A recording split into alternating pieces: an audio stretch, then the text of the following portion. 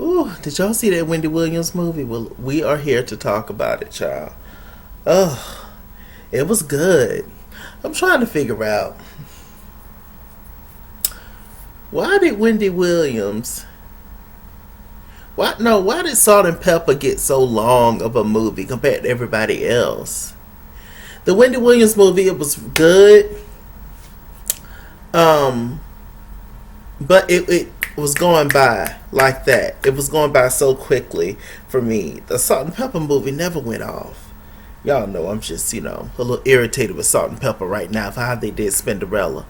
So, yeah, that's why, I'll be bringing them up and stuff. But, it's like, what's going on? But it was good. It was definitely one of the better ones.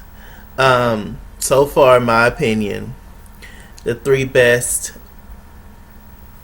the best biopics I can say so far with Lifetime, as far as black films, you know, all that.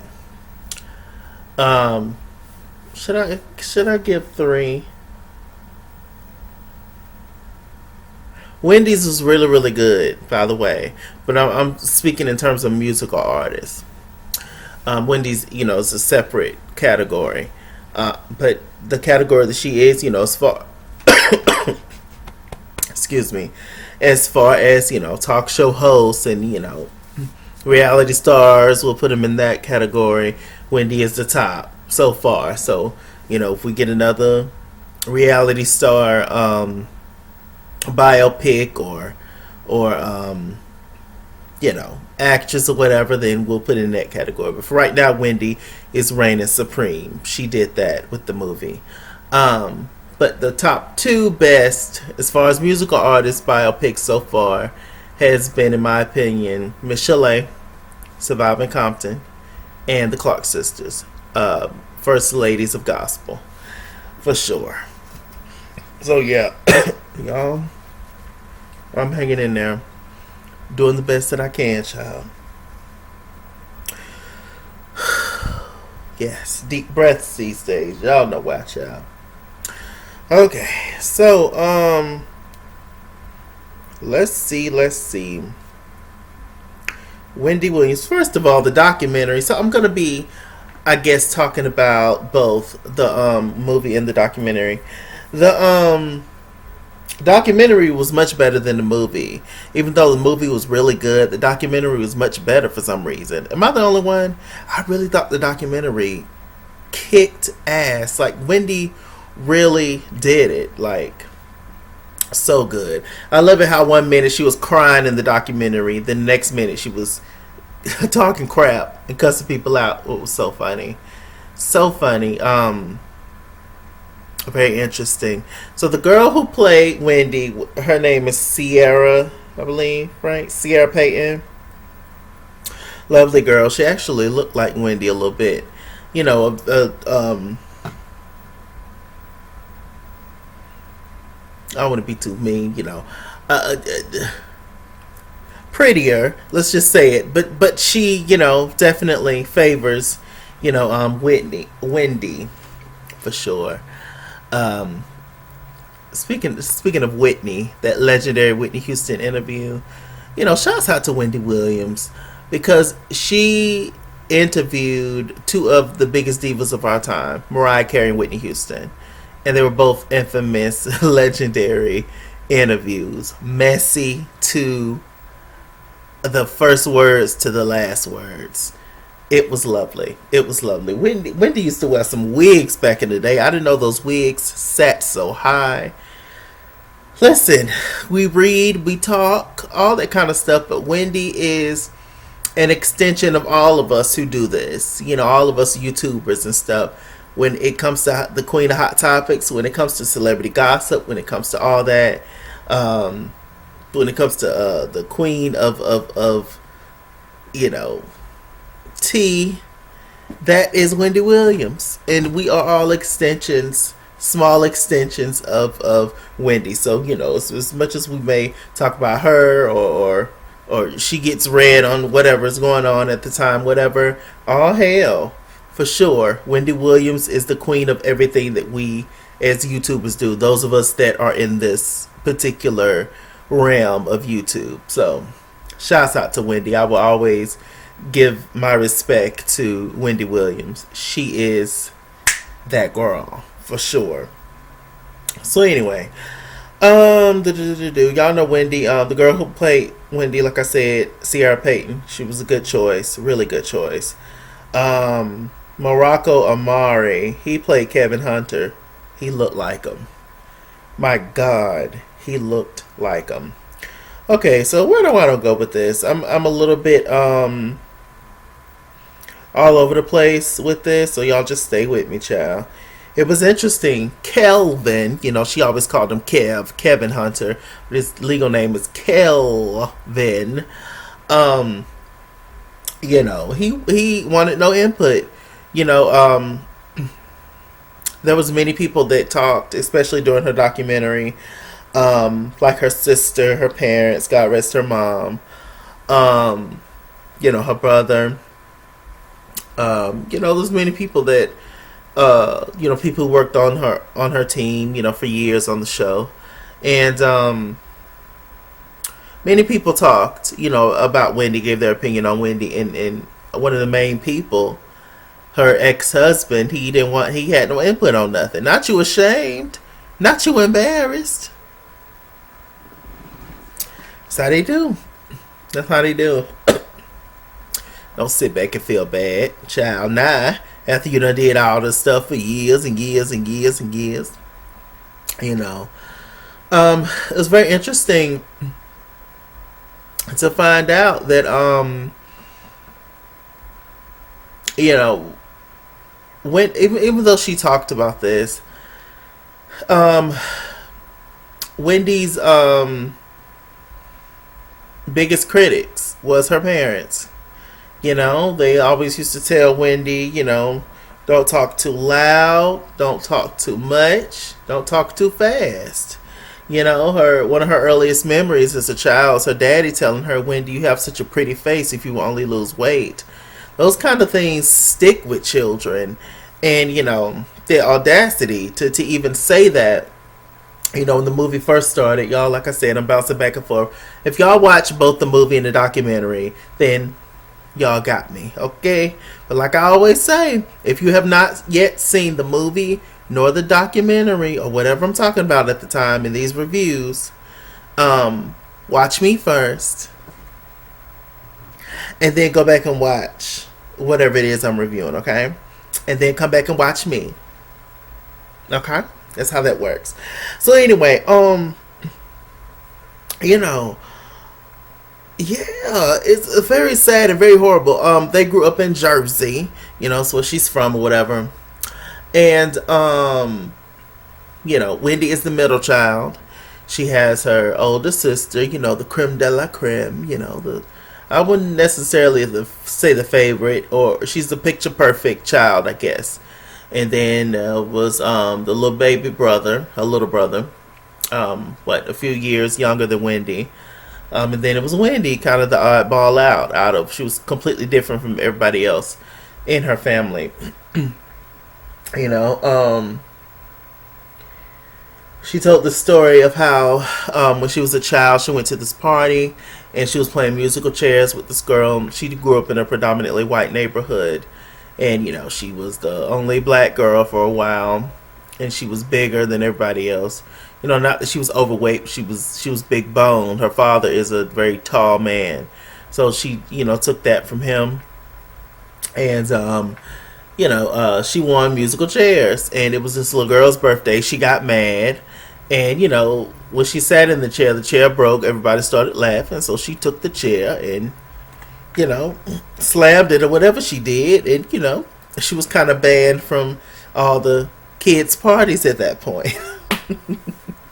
So I can understand that, child. There's nothing more than being embarrassed and then people laughing at you at the same time. Ooh, that really just wows something up in your spirit, don't it? So, and her mom always, criticized her and blamed her, even in the documentary, eons later, years and years and years and years later. since Wendy was a child, and her mom was just like, yeah, her mom Wendy was overweight and she knew it. I was like, my God. Um, Craziness. They also grew up, in a time where it wasn't cool. It wasn't popular, I guess. Not that it's that popular now, but it's more normal, I guess, to be, a certain size. And they also grew up in a white neighborhood where I'm sure most people um, kind of looked the same, probably. Kind of had the same body type. It was a lot of the same. It's a different. Had they been down south, it may have been a little bit different. Like, but your parents are your parents. Not saying they would be different, but Wendy, had she come down south in certain areas, she probably would have. If had she been more in a black area, Wendy and her size and stuff, as far as with everybody else and other kids, it probably wouldn't have been that big of a deal. But seeing as how they up north and in Jersey and in that particular neighborhood, it was. Um, so she grew up a little bit, child. She's always been obsessed with pop culture, all that kind of stuff. She said in her documentary that at one point she battled bulimia, and sorry about the glitches, y'all.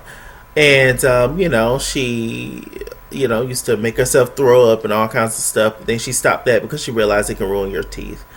So she grew up, came some size, and she got this job, working part time at a radio station, and then she grew up, and she worked part time in New York, which is what her dream was, to be in New York. She worked with Kathy Hughes, the legendary Kathy Hughes, who they portrayed in the movie, who was always smoking, and she didn't come off that nice, so. It's interesting. I love seeing those backstories, those old stories of very dominant, important people in this world, and how they was back when they were younger. Because a lot of them were not the most pleasant people. So I love hearing those old stories, and it's different people that you can look up to and stuff, and then you realize that they're not necessarily the person that you see. They wasn't always the person that you see today. So yeah, she was working at a radio station, and she met this R&B singer who took a liking to her, and he decided to take her out on a date. He said he had to go back to his hotel room to change. She was there in his hotel room with him. And he came out after taking a shower with nothing on. And, he started to have his way with her. He ended up RAPE her. Ing her. I don't want to say the word because of YouTube and all the different silly rules now. My God. Child, being a black YouTuber, they already want to strike it down for every little thing. So let me just anyway. So that happened, and that kind of changed her, as it would change anybody. During that time, AIDS was rampant.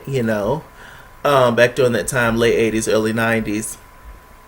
And, she, was scared. She had a conversation where she called her dad at one point. And, she realized who her parents was. And her parents wanted her to live a certain lifestyle. As most parents do, there's certain fields of work that sometimes people don't realize that you can make money in, because all they know is something in the medical field or being a lawyer or anything like that, which those are great careers to go in. But if that's not who you are, if that's not your passion, then that's just not your passion. But a lot of parents don't understand that. Wendy was completely different in every single way from everybody else in her family. So it was hard for people to relate to her, even her own parents. And she called, and they was just like, "Why don't you come back, get a real career, get away from that particular lifestyle?" When it was like, "No, I'm gonna prove to him," and that was that. So um, while she was working those two jobs, she really didn't have any friends like that. She really didn't have a social circle. A lot of people really didn't want to fool with her because, of who she was and her giving the girls gossip. Wendy was kind of the first of her kind, giving hot topics and all that on the radio, talking, giving dirt about the celebrities and stuff. She wasn't really given that. Nobody else was talking about all the gossip and stuff that came with the black entertainers. We had people gossiping and talking about the white entertainers, but not for the black. So Wendy was kind of one of the first people to do that. And that was a shock for a lot of people. And then they was just like, "Oh Lord, I'm getting views, and she's talking crazy about people." I'm a little nervous, but keep it going, child. So Wendy did. She had started using drugs and the good old, Coca-Cola, and she was doing her thing. At one point, she met this guy. I think it was a DJ. What was his name? Eric or something like that. Eric, everything started off well. At one point, her and Eric was in a committed relationship, but Eric turned it out to be a beat, a bum, and just ain't ish. Um, you know, at one point, he didn't have a car or whatever, so she got a car on credit for him, on her credit. He never paid the bill. Child, the law was after her. They was going to lock her up because, everything was in her name. At one point after a rendezvous in the bed, um, you know, she gave him the car keys. He hit that spot real good, and here go the keys. Here go everything. And she gave him the keys, and he went on. She was like, "Okay, as long as you come back by a certain time, so I don't want to be late for work, child." Of course, he came back, and at whenever he felt like it, and so it was a mess. Once the relationship was over with that guy, I think his name was Eric. Um, she realized that she was, pregos by him, and she ended up going to the baby chop shop and getting rid of the baby and everything. And so she never told anybody that happened, and whoop to whoop. You know, soon, she was out one day at a club, and then this guy came up to her, slipped her the number of the legendary Kelvin Hunter, aka Big Kev, child. And my God. And she was on the up and up. She was doing her thing. It's so funny. It's so interesting how things like that happen when you're doing well in your life. Then here comes somebody out of nowhere to come and mess it up, child. Is that not? It's always like that. Have y'all noticed that? It's often like that when you're doing well for yourself and you're doing your thing, and everything is falling in line for you, especially career wise. And here comes somebody. It's just you fall in love, and it's just. Mm. Anyway, he came into the picture. She really didn't pay him no attention. She actually almost kind of lost his number. She found his number one day randomly, decided to call him. She was like, "Look, okay, I get off at this time, and be there, be square." Of course, he was outside. He was a thug, child. Y'all know what that gives, child. Good girls still fall for thugs every single day.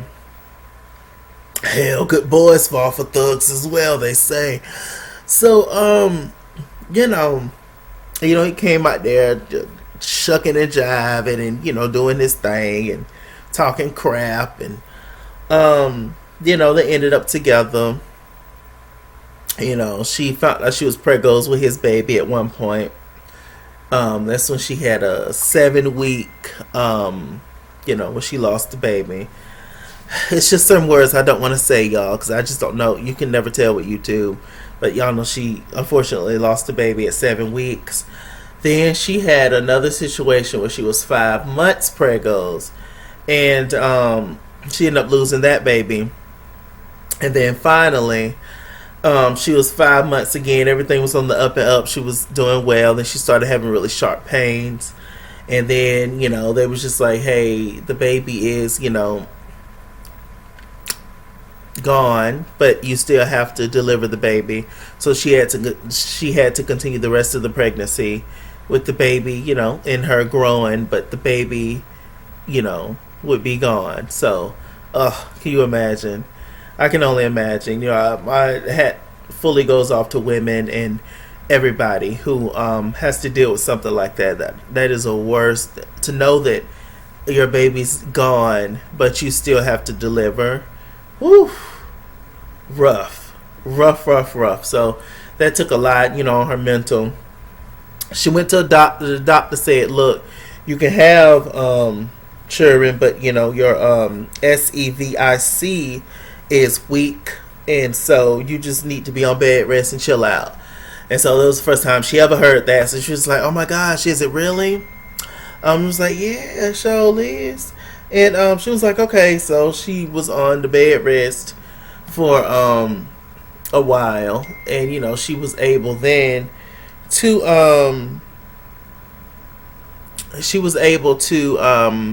then have the baby, which is her son, little Kevin. Ugh. And she named, and he's a junior too. God. So every time you think about your son and look at your son, you gotta look at him too. Lord. So things were fine for a little minute, but then it started. So because she was on the bed rest, Wendy had gained 100 pounds, because she was mostly laying down. She did her radio station and all that from the house. So, she found out that Kevin was cheating. And so she found that out through a phone conversation that he was having, off, talking to somebody and whatever. Ended up being that girl. He'd been messing around with the girl for a long time. She said she been knew that Kevin was cheating since for the longest. So pretty much since she, was pregos with the baby. So, with Lil Kev. So, I mean, wow. But she knew she had to stick it out and stuff for her son and for her career wise and stuff. So, horrible. And his excuse was, "Oh, we haven't had sex for a while.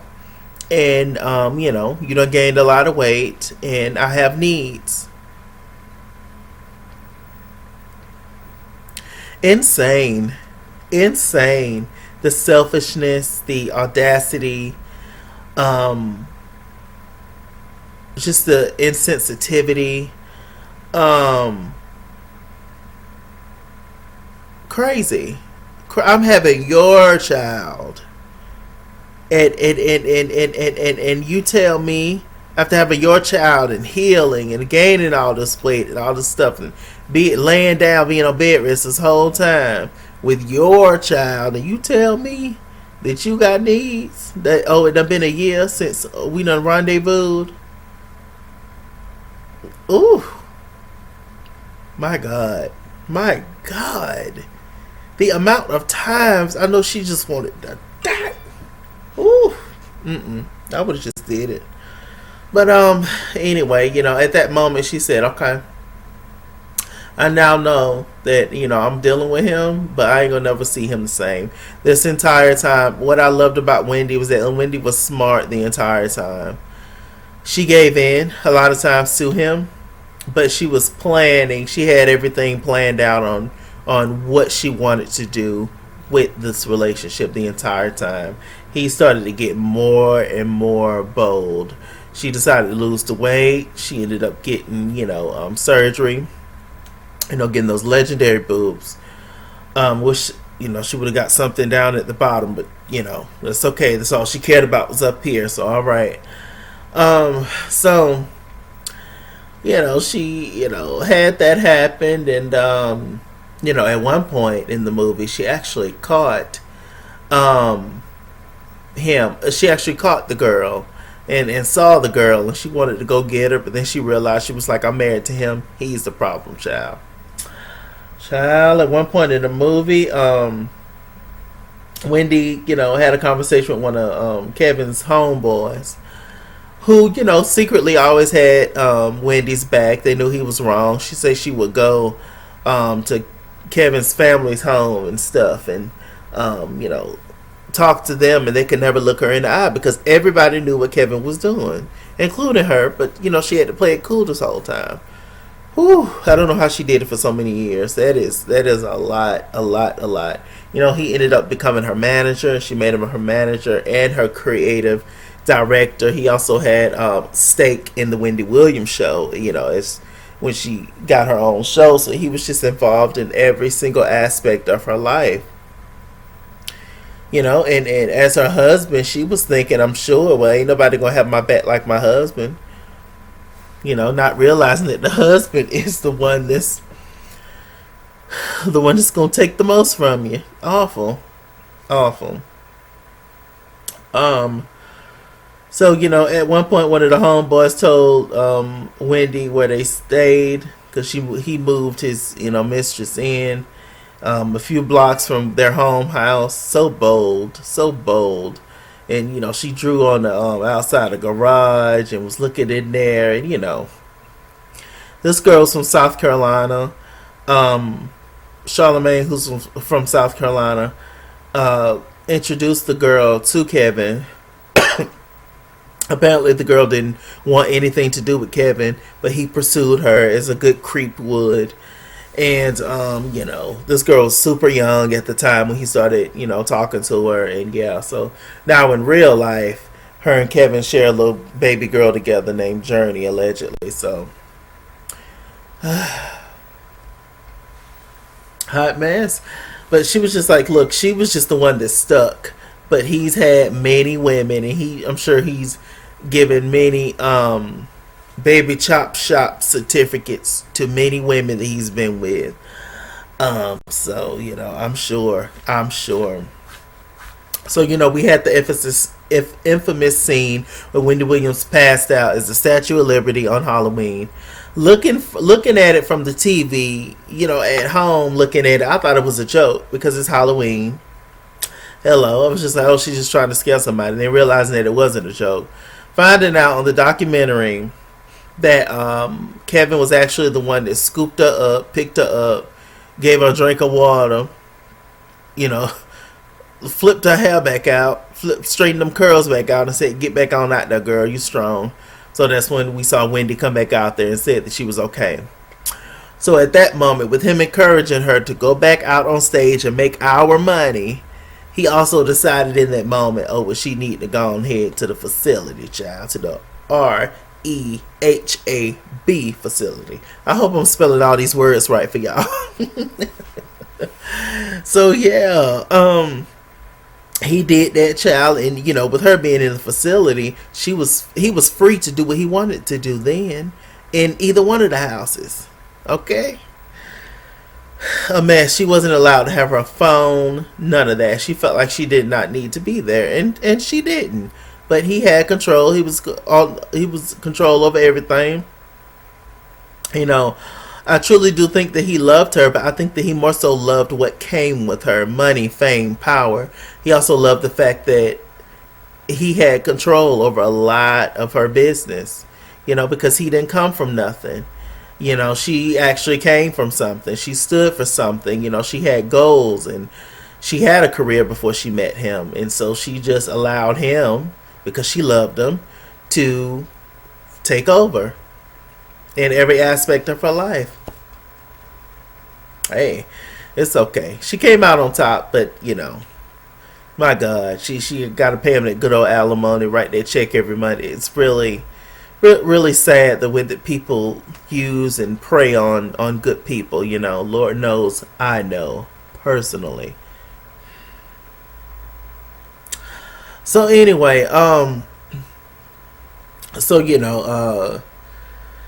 there was this scene where it was these two guys that was taking her back and forth to Wendy for her to do the show, and then she would go back to the facility. And at one point she said that she wanted to go. She had a very important meeting because, like I said, she had everything planned out. She was just like, "Look, I have a very important meeting. I need to get there." There was traffic. It was like, "Oh no, we don't think this meeting is good for you." These two guys who's taking her back and forth to the rehabilitation center. So she was like, "Okay, I got you." Oh, child, Wendy had on them slippers.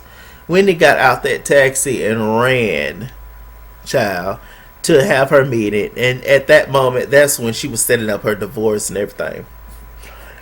So she was in the center, and then Kev came in. Like I said, he intimidated everybody when he was saying that he was awful. On her show, everybody was intimidated by him. He bullied everybody pretty much. He was aggressive and just ugly to everybody and rude and nasty to people. Did nobody want to deal with Wendy because of him. And I understand to a certain extent having somebody like that on your team in case people don't try to take advantage of you. But when you're the one that's doing this, that's taking advantage, it's like, okay, wait a minute. And then you just being nasty and awful to people. You ain't gonna get nowhere, bruh. You ain't gonna get too many places. You get more things with honey than vinegar. Okay? Awful, awful, awful, awful. But anyway, at one point, she got him told in the facility. Usually all he does is looks at her and gives her a hug, and she takes him back every time. But this time she was like, no. She was like, you gonna miss out on me. Your divorce papers are downstairs in your office, in our office, because everything was her money. Everything was her money. There was not one piece of property. There was not one car.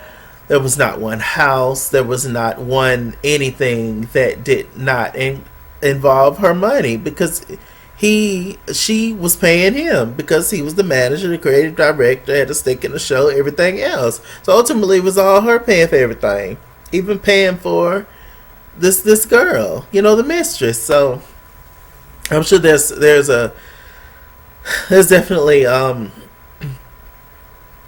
such an emotional and mental process that you have to go through when something like that happens to you. And she says, to this day she's in therapy and all that kind of stuff and getting everything together, because that is a lot. That is a lot that you didn't ask for. My God. So she got him together. He, realized that she was strong and he could not take advantage of her anymore after he already done all this damage for all these years. So she finally was able to get rid of Kevin, and it's Wendy's very lucky because a lot of the people that was working with her way back then when she first started the show, when she had a little 6 week sneak peek and stuff, a lot of those same people is working with her still.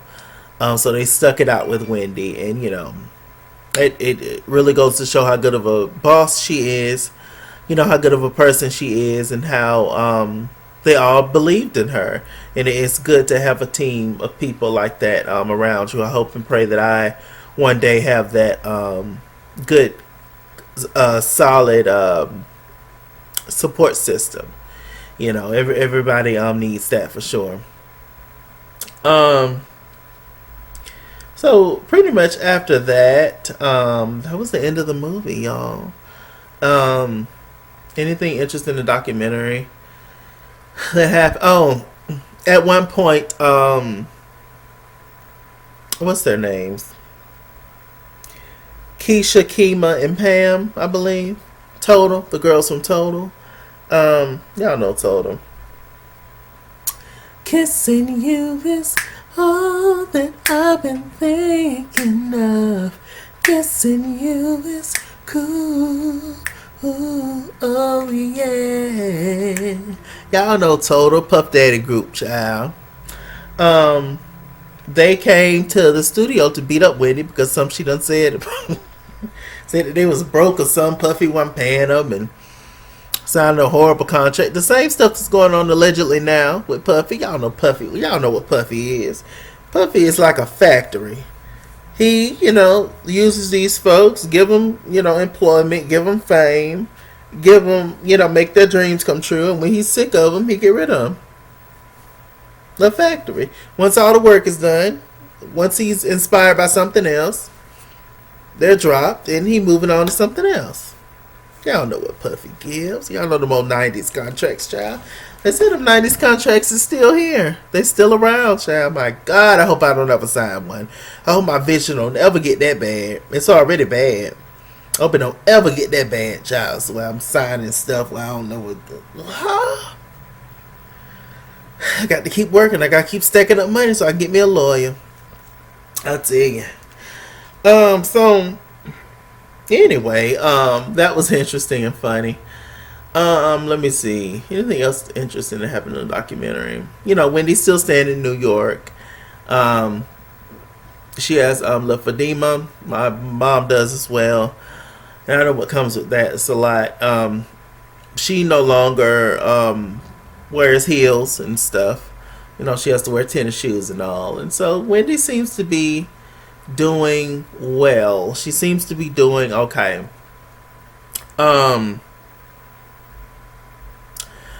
Now, I was going to talk about everything that's going on after the film. All these interviews Wendy is doing, child.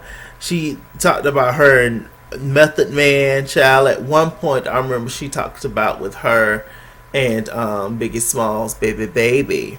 So I may, in a Chalaki Thoughts of Chalaki News, talk about that situation because Method Man's wife had something to say about, you know, Wendy Williams revealing certain things. And it was, she didn't talk about everything apparently, child, in the documentary or the film. But Wendy wrote a book years ago and she included certain stuff in there. So, child, the tea, the queen of tea, honey. That was pretty much it. If I left out anything, y'all let me know in the comment section. Yeah. Oh, she also said at one point, Wendy, that she was married the first time, but the marriage didn't last but a couple of months. It's not worth talking about. It was like, ooh. So Kevin was actually her second marriage, and I think her last. I don't blame her. Ooh, child, that is a lot to go through. But she came out on top. You know, God is good all the time. Y'all tell me what y'all thought about this review and what y'all thought about the Wendy Williams movie and the documentary. I thought they were both really good. I did. Wendy did a good job. Can't nobody tell your story like you can. Amen, honey. With this said, I'm Mr. Chalaki. Mr. Chalaki on Google Plus. Follow me at Eskeensmore on Instagram and Twitter. At Eskeensmore89 on Snapchat, Chase King on Facebook, Mr. Chalaki on Cash App and PayPal, and as always, run me my money or run me my fade, run me my money the way I get paid. Stay black, stay tuned, I'll see you guys later. Bye.